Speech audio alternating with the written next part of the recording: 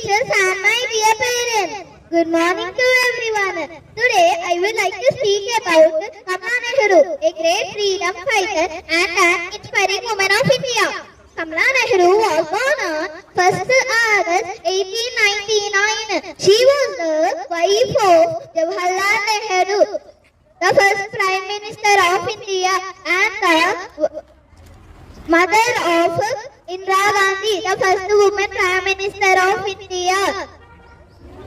Kamala Nehru actively participated in the Indian freedom struggle. She supported Mahatma Gandhi's movement. She encouraged to use khadi and for good freedom.